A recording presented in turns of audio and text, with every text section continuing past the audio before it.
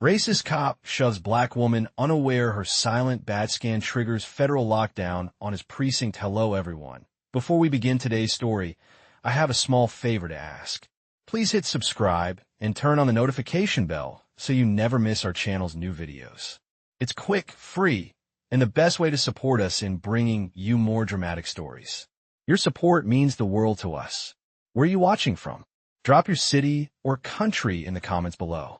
Thank you very much. Now, let's return to the main character.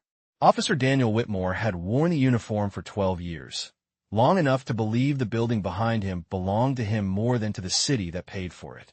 The precinct sat on the corner of a narrow downtown block, brick walls stained by decades of exhaust and rain, a place where routine felt permanent and authority felt inherited.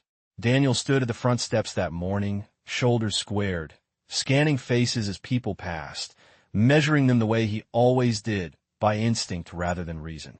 When Alyssa Grant stopped near the entrance, it barely registered to him as anything more than an interruption. She looked calm, almost distant, dressed plainly, carrying herself with a stillness that did not ask for permission. Daniel noticed the pause, the way she did not hurry or apologize for being there, and something about that quiet confidence irritated him. He stepped forward, voice clipped, posture stiff, asserting space without words, and in that moment he assumed the outcome the way he always did. To him, she was another civilian who would comply, another face that would move when told. Alyssa did move, but not in the way he expected. She adjusted her footing, steady and controlled, her expression unchanged, her eyes briefly lifting to meet his before drifting past him toward the glass doors. There was no fear in her posture, no defiance either, just patience. Daniel mistook that patience for indifference. Around them, the morning traffic hummed, a city bus groaned to a stop half a block away, and inside the precinct the fluorescent lights buzzed faintly, a sound so familiar it faded into the background of every decision made there. Daniel spoke again, sharper this time, certain that volume could replace clarity. Alyssa did not raise her voice. She did not argue. She did not explain. Instead, as she shifted her hand near the seam of her jacket, a small, almost imperceptible motion occurred, the kind that meant nothing to anyone not trained to notice it. Somewhere beyond the walls of that building, a system logged a signal without drama or announcement, a routine acknowledgement measured in milliseconds, traveling through secure channels that did not care about rank or tone. Daniel saw none of this. He saw only what he believed he controlled, the steps, the doors, the space between himself and the woman in front of him. Inside the precinct, officers went about their morning tasks, coffee poured into chipped mugs, keyboards tapped, radios murmured updates that sounded like every other day. No alarms rang. No sirens cried out. Alyssa remained where she was, composed, observant, her breathing slow and even, as if time itself had shifted to her pace. Daniel felt the familiar comfort of certainty, unaware that certainty was already eroding. The building that had always answered to local authority had just been marked, quietly and efficiently, by a higher one, and the countdown had begun without a single person in that space realizing it. What followed would not arrive with shouting or spectacle, but with doors that would soon refuse to open, systems that would stop responding, and questions that would have no easy answers, all set in motion by a moment Daniel Whitmore believed was insignificant. Inside the precinct, the morning continued with a practiced rhythm that made everything feel normal, almost immune to consequence. Officer Daniel Whitmore stepped through the glass doors and felt the familiar shift of temperature, the cool conditioned air replacing the heat outside, the smell of old paper and disinfectant settling around him like a uniform he never took off. He believed the moment on the steps was already behind him, filed away in his mind as another minor encounter that required no reflection. To Daniel, authority was not something questioned, it was something assumed, reinforced daily by walls that echoed his voice and systems that responded to his commands. Alyssa Grant was escorted just past the lobby, not hurried, not restrained, simply guided by procedure that had long stopped noticing the people it processed. She walked with measured steps, her gaze steady, absorbing details without reacting to them, The muted buzz of radios, the scuffed floors worn down by decades of boots, the clock above the front desk ticking louder than anyone realized. Daniel watched her from a distance, arms crossed, certain that the situation would resolve itself the way it always did. He exchanged a few words with another officer, casual, dismissive, the kind of conversation built on shared assumptions rather than facts. No one asked Alyssa questions that mattered. No one paused long enough to wonder why she appeared unconcerned. She sat when directed, hands folded loosely in her lap, posture relaxed but alert, as if waiting for something already set in motion. Minutes passed, then more, each one reinforcing Daniel's belief that control remained exactly where it had always been. The precinct's internal systems continued their quiet work, logging entries, syncing cameras, updating files, none of it visible to the people relying on them. A junior officer glanced at a monitor and frowned briefly, assuming the delay on his screen was nothing more than another technical hiccup, the kind that fixed itself if ignored. Daniel moved toward his desk, checking messages, answering routine questions, feeling the comfort of familiarity settle deeper into his confidence. He did not notice the subtle change in the building's energy, the way conversations softened, the way phones took a second longer to connect, the way the hum of electronics shifted almost imperceptibly. Alyssa noticed. She remained silent, not out of fear or obedience, but because silence served its purpose better than explanation ever could. Her eyes tracked small movements, a light blinking twice instead of once, a door scanner hesitating before unlocking, patterns invisible to those who believed they understood the system simply because they worked inside it. Daniel glanced over again, irritation flickering when he saw her still calm, still waiting, as if time favored her instead of him. He told himself it was nothing, that patience was weakness, that compliance always arrived eventually. Around him, the precinct carried on, unaware that it was already responding to something far beyond local command. The building had not changed in shape or size, but its position had shifted, quietly reclassified in databases that did not announce themselves. Alyssa exhaled slowly, grounding herself, knowing that every second of stillness allowed the process to complete without interference. Daniel leaned back in his chair, convinced the situation would end the way he expected, unaware that the rules he relied on were already being rewritten without his input. Outside, traffic continued, pedestrians passed. The city unaware that a small, silent threshold had just been crossed inside an ordinary building that believed itself untouchable. Time inside the precinct stretched in a way that felt unfamiliar, not slow enough to raise alarms, not fast enough to dismiss, just uneven enough to unsettle those who paid attention. Alyssa Grant remained seated, her posture unchanged, her focus steady, observing the room as if it were a living system rather than a building. She noticed the way an officer checked his computer twice before tapping the mouse harder than necessary, the way his supervisor frowned at a stalled login screen and muttered about outdated software, the way the front desk phone rang one extra time before connecting. None of it drew concern. Not yet. Daniel Whitmore noticed only fragments of this, each one filtered through his belief that systems failed people, not the other way around. He rose from his chair and walked the length of the room, boots striking the floor with practiced confidence, nodding at colleagues who mirrored his certainty without question. To Daniel, the building still responded to him, the walls still carried his authority, and the woman sitting quietly near the interview area remained exactly where he believed she belonged. Alyssa glanced at the clock again, not impatient, simply aware, measuring the interval between cause and effect. She had learned long ago that meaningful change rarely arrived with noise. It arrived with alignment, a series of confirmations passing through layers that most people never saw. Her presence here was not accidental, and neither was her silence. Daniel stopped near a window overlooking the street, watching traffic crawl past, convinced that nothing inside this building could truly surprise him anymore. He had seen complaints fade, questions dissolve, situations resolve themselves in ways that always seemed to work out for the people who knew how to wait them out. He believed this was another one of those moments.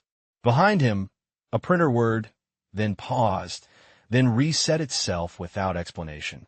A radio crackled with static before settling into silence. An officer adjusted his earpiece, assuming a dead spot, unaware that the signal path itself had changed. Alyssa folded her hands again, her breathing slow, grounded, the kind of calm that came from preparation rather than confidence.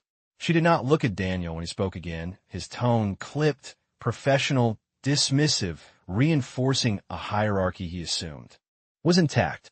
To her, the words barely mattered.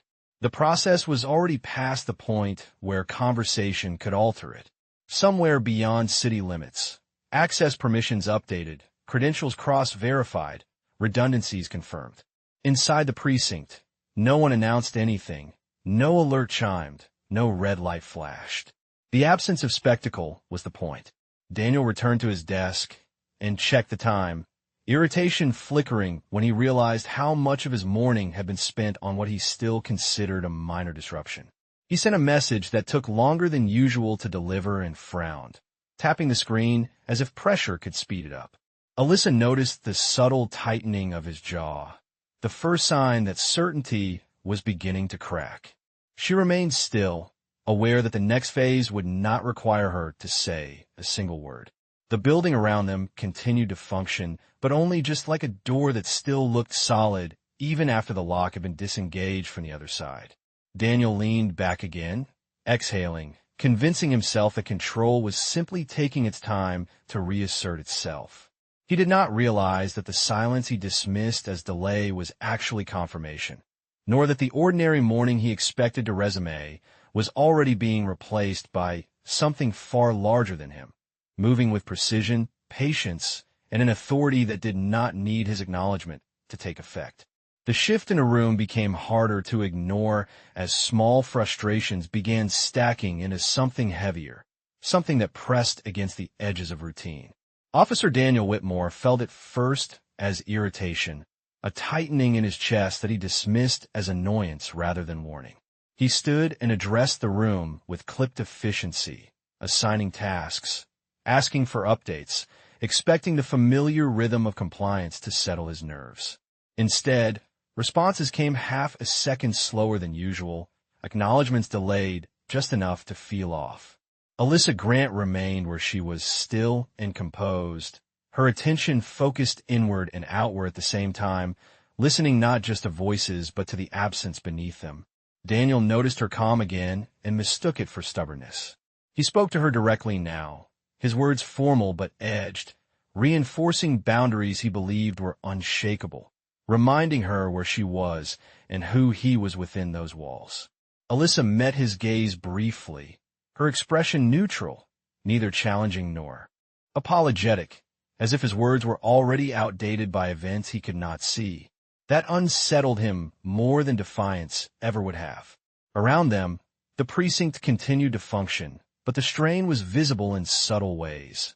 An access door hesitating before unlocking, a status board failing to refresh on schedule, an officer tapping a pen too fast while waiting for a response that should have been instant. Daniel brushed past these signs, choosing authority over awareness, raising his voice slightly as if volume could restore order. Alyssa adjusted her posture, uncrossing and crossing her hands again, grounding herself in the present moment. She knew escalation did not always arrive as confrontation. Sometimes it arrived as exposure, a slow tightening of the frame until the truth could no longer be avoided. Daniel walked toward the front desk, asking why a routine report had not synced, his tone sharpening when the answer came uncertain. The clerk shrugged, blaming the network, blaming maintenance, blaming anything that preserved the idea that this was temporary. Daniel accepted the explanation because it fit the story he needed to believe. He glanced back at Alyssa, irritation flickering into something closer to unease, and told himself that once this delay passed, everything would return to normal. Alyssa remained silent, her breathing steady, aware that the system did not rush and did not hesitate. it simply advanced. A supervisor attempted to make a call that connected and then dropped without warning. Another officer checked a secure file, only to find it temporarily unavailable. No alarm sounded, no emergency protocol announced itself. Yet the room felt tighter, as if unseen lines had been drawn around the building. Daniel felt his authority challenged by something he could not name, and that lack of clarity made him defensive. He reiterated procedures, spoke about protocol, about respect, about how things worked here. Alyssa listened without reacting, knowing that the process unfolding did not require her consent or participation. The tension in the room grew not from action, but from anticipation, the sense that something was approaching without revealing its shape. Daniel finally paused, frustrated, scanning faces for reassurance, and finding none strong enough to settle him. Alyssa looked toward the interior hallway, her eyes following a path only she understood, aware that the escalation was complete, that the moment of quiet dominance was giving way to a reckoning built not on force, but on verification. The precinct had crossed from assumption into accountability, and Daniel Whitmore, still standing at the center of his domain, had no idea that the system he trusted was no longer answering to him at all. By the time the room settled into its uneasy quiet, the change had already rooted itself deep within the structure of the precinct, invisible but absolute. Alyssa Grant felt it with certainty, not because of any sound or announcement, but because the pattern had completed. She shifted slightly in her chair, the movement small enough to escape notice, and rested her hands calmly, knowing the system now recognized her presence not as a disruption, but as a reference point. Daniel Whitmore continued to pace, attempting to reclaim momentum through motion, through directives that once carried weight without resistance. He asked for updates that came back incomplete, confirmations that felt provisional rather than final. A secure database stalled while verifying credentials. An internal dashboard refreshed and then froze, displaying outdated information as if time itself had hesitated. Daniel frowned, blaming infrastructure, blaming delays, refusing to consider the possibility that the building no longer answered solely to local command. Alyssa observed the sequence with quiet focus, aware that the most powerful mechanisms rarely announce themselves. Somewhere beyond the walls, protocols layered over one another, redundancies activating with deliberate precision, checks validating checks until uncertainty gave way to certainty. Inside the precinct, the effect manifested as restraint rather than shutdown, systems still operational but no longer flexible, permissions narrowing without explanation. An officer attempted to access a file and received a neutral notification requesting verification. Another tried to adjust camera feeds, only to find the controls temporarily unavailable. No one panicked because nothing had technically failed. That was the design. Daniel felt the loss of responsiveness like a pressure change, subtle but undeniable. He stood at the center of the room, posture rigid, authority challenged by an absence he could not confront directly. He glanced again at Alyssa, irritation edged with suspicion, wondering what she knew that he did not. She did not meet his stare this time, her gaze instead tracing the room, acknowledging the architecture, the exits, the systems that had quietly shifted allegiance. Daniel spoke again, referencing protocol, insisting on order, reminding everyone of jurisdiction, as if repeating the words could restore their meaning. Alyssa listened, aware that jurisdiction had already expanded beyond those walls. A supervisor approached Daniel and spoke in a low voice, mentioning an unusual delay in system responses, the tone cautious, uncertain. Daniel waved it off, unwilling to escalate without a clear adversary. He still believed the situation was temporary, a glitch that would resolve itself if ignored long enough. Alyssa knew better. She recognized the moment when observation turned into record, when presence became evidence. The badge she carried did not need to be displayed, did not need acknowledgement, because it had already been read, authenticated, and logged in systems that did not ask permission. The quiet confirmation had occurred earlier, so subtle it felt almost symbolic, a brief interaction between encrypted signals that now governed the room more firmly than any raised voice. Daniel checked the time again, frustration deepening as minutes stretched without resolution. The building felt different now, not hostile, but constrained, as if unseen hands had gently but firmly closed around it. Alyssa inhaled slowly, grounding herself in the knowledge that the process was irreversible. The plan had taken root, and the next phase would unfold without drama, without confrontation, guided by rules that valued verification over volume. Daniel Whitmore remained unaware that the moment he had dismissed as insignificant had already defined the outcome, and that the precinct he believed he commanded was now operating under scrutiny that did not require his consent to continue. The realization did not arrive as a single moment, but as a slow accumulation of signals that no longer aligned with expectation. Officer Daniel Whitmore stood near the center of the precinct, posture stiff, attention divided between his surroundings and the uneasy feeling that something essential had slipped beyond his grasp. He checked his messages again, noticing that replies came marked as pending longer than they should have, acknowledgments delayed by systems that once responded instantly. He told himself it was temporary, that control did not vanish simply because it hesitated. Alyssa Grant remained seated, composed, her presence unchanged, aware that the shift Daniel resisted was already complete. She understood that the most effective transitions did not announce themselves with force, but with consistency, each confirmation reinforcing the next, until resistance became irrelevant. A supervisor attempted to access an external database and paused when the system requested additional verification, the tone neutral, procedural, offering no explanation. Daniel stepped in, asserting authority, instructing him to try again, certain that his rank would smooth the process. It did not. The request remained, patient and unyielding. Around them, the room grew quieter, not because anyone had been told to stop speaking, but because certainty no longer supported conversation. Alyssa observed the subtle recalibration, recognizing the moment when observation gave way to oversight. The building was still operational, still standing, still familiar, yet its function had been reframed by criteria that did not originate within its walls. Daniel felt a flicker of doubt and pushed it away, redirecting his attention outward, speaking about schedules, about accountability, about how things were done here. His words landed without effect, absorbed by a space that no longer responded to tone or tenure. Alyssa shifted her gaze toward a hallway camera, noticing the indicator light blink in a new pattern, steady and deliberate. It was not recording more, it was categorizing differently. Daniel noticed the blink too and dismissed it, unwilling to assign meaning to what he could not command. He approached Alyssa again, voice controlled, attempting to frame the situation as routine, as something that would resolve once the right forms were completed. She listened without interruption, her expression neutral, knowing that forms had already been filed, permissions already granted, conclusions already drawn. The quiet authority now present did not require her participation to proceed.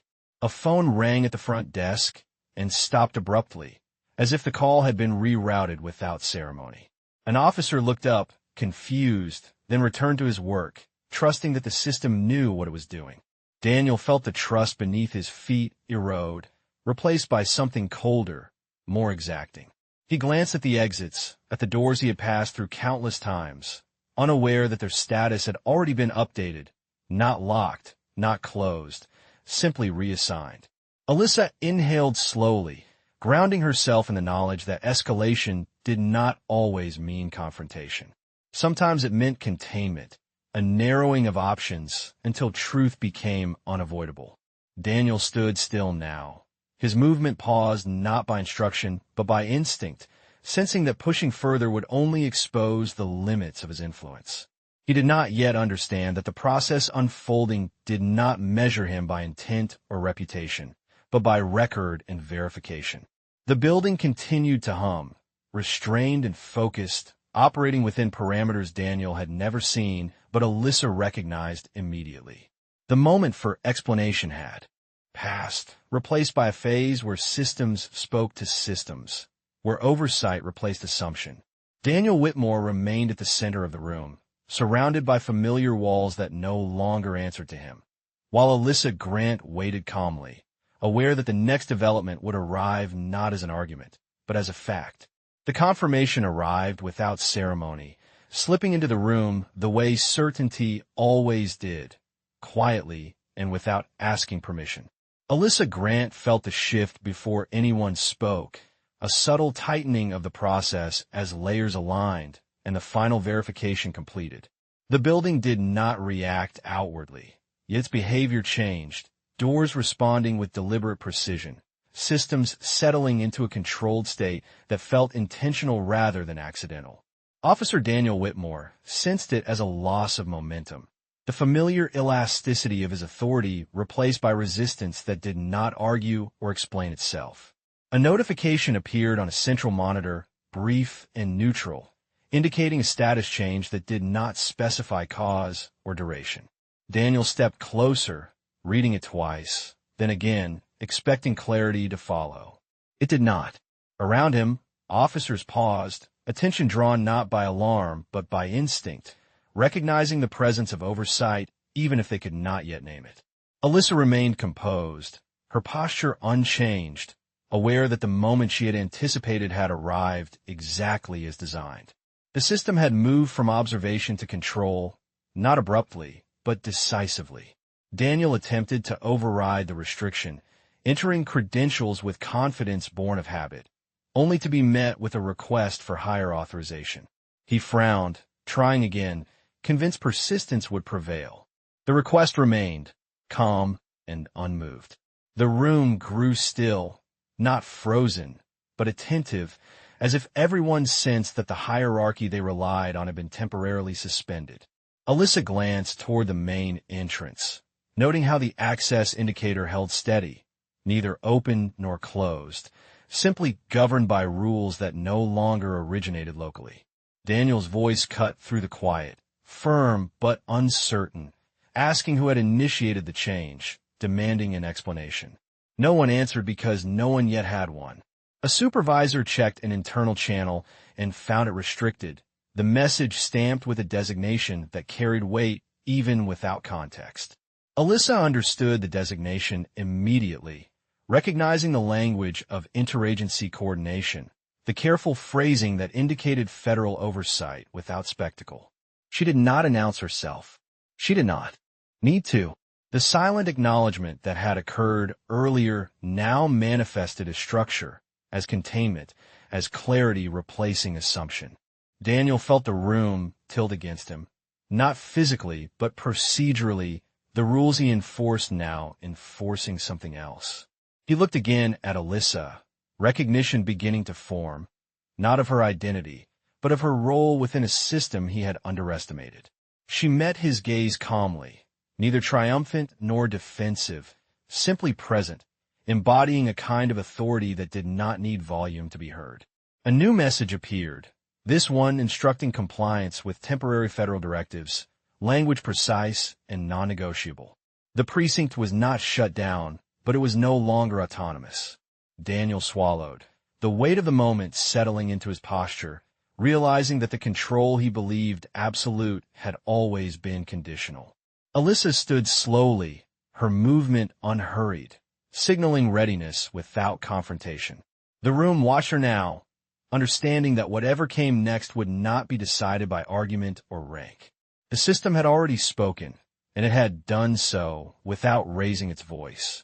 Daniel remained silent, absorbing the shift, aware that the story he told himself about power no longer aligned with reality. Alyssa waited, grounded in the knowledge that justice did not always arrive as a dramatic reveal. Sometimes it arrived as a quiet recalibration, a reminder that truth, once verified, required no defense to stand. The aftermath unfolded with a calm efficiency that left little room for denial, the kind of order that did not need to assert itself loudly, because it was already embedded in the process. Alyssa Grant stood near the center of the room as directives updated across internal systems, each change precise and measured, signaling transition rather than collapse.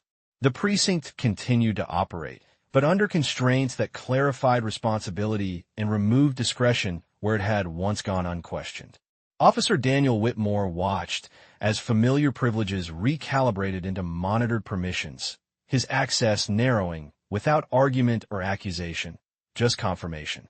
He did not hear his name spoken aloud, yet he felt it enter the record, attached to timestamps and decisions that did not rely on opinion. Alyssa remained composed, her role now visible through consequence rather than declaration. A supervisor received instructions to preserve records and maintain status quo operations, the language careful, neutral, designed to protect integrity rather than punish. Daniel recognized that tone immediately, the tone of oversight that valued accuracy over allegiance. He stood aside as others followed the new guidance, noticing how easily the room adjusted once clarity replaced assumption. Alyssa observed the shift with quiet resolve, aware that accountability did not require humiliation to be effective. The system spoke clearly enough on their own. A secure channel opened on a monitor, listing procedural steps that prioritize continuity and review. Daniel scanned the information, understanding that the focus was not on spectacle, but on pattern, on consistency, on whether actions aligned with standards he had once believed he embodied. Alyssa felt the tension ease, replaced by something steadier, a recognition that the truth did not need to be argued into existence. It had been verified, and verification carried weight without emotion. Daniel's posture softened, the certainty he had worn like armor giving way to awareness that authority was always conditional, granted by adherence rather than entitlement. An officer approached Alyssa with professional courtesy, asking for confirmation of next steps in a tone that reflected respect rather than fear. She responded briefly, clearly, guiding the process forward without embellishment. The room followed her lead not because she demanded it, but because the system now recognized her as its reference point. Daniel listened, absorbing the cadence of her words, realizing that leadership could exist without dominance, that control did not need to be asserted to be effective. Records were secured, routines adjusted, and the building settled into a quieter, more deliberate rhythm. Alyssa glanced once toward the entrance, then back to the room, ensuring alignment before proceeding. Daniel felt the weight of consequence settle not as punishment, but as perspective, an understanding that actions were not isolated moments but data points within a larger narrative. He did not speak, choosing instead to observe, to learn what it felt like when accountability arrived without anger. Alyssa prepared to leave the central area, her work here nearing completion, confident that the process would continue without her presence. The precinct had been recalibrated, not broken, guided back toward standards that did not bend under pressure. Daniel remained standing, aware that the system he had trusted had not betrayed him. It had simply revealed itself, impartial and exacting. In that quiet aftermath, justice did not announce victory. It demonstrated balance, leaving behind a structure that would remember the moment not as a confrontation, but as a correction that restored integrity through truth. When Alyssa Grant finally moved toward the exit, the precinct did not feel smaller. It felt clearer, as if a layer of noise had been stripped away to reveal structure beneath it. She walked with the same measured calm she had carried all morning, her role completed without announcement, trusting the process to continue in her absence. Behind her, the building settled into its adjusted rhythm, systems aligned, oversight present, routines intact but refined. Officer Daniel Whitmore remained near his desk, watching the room with a perspective he had not possessed hours earlier. The authority he once wore effortlessly now felt conditional, tied not to assumption but to accountability. He reviewed the updated procedures on his screen, understanding that every instruction carried intention. Every safeguard existed for a reason he could no longer ignore. Alyssa paused briefly at the doorway, glancing back not to assert dominance, but to confirm stability, ensuring that the recalibration would hold. The officers she passed acknowledged her with professional respect, not because of revelation, but because the system itself had spoken on her behalf. Daniel watched her leave, recognizing that the most significant change had not been imposed by force or humiliation, but by clarity. The silence she carried had been more instructive than any lecture, exposing how easily power could become habit and how quickly habit could replace fairness. The precinct returned to its work, phones ringing, reports filed, duties resumed, yet the atmosphere carried a subtle awareness that would not fade quickly. Daniel leaned back in his chair and exhaled, reflecting on how close certainty had come to becoming blindness. He understood now that justice did not need to arrive loudly to be effective. It only needed to arrive truthfully. Alyssa stepped into the daylight outside, the city continuing as it always had, unaware of the quiet correction that had taken place within an ordinary building. She blended back into the flow of people, her presence no longer required, confident that the structure she trusted would carry the responsibility forward. Inside, Daniel closed his eyes for a moment, absorbing the lesson that authority without reflection could never be absolute, and that systems existed not to protect individuals, but to protect principles. He opened them again with a different understanding, one grounded in humility rather than entitlement. The precinct stood firm, not as a symbol of control, but as a reminder that accountability strengthened institutions, rather than weakened them. Alyssa walked on without looking back, knowing that the truth, once acknowledged, did not need witnesses to endure. Daniel returned to his work, aware that the record would remain impartial and exact long after the moment had passed.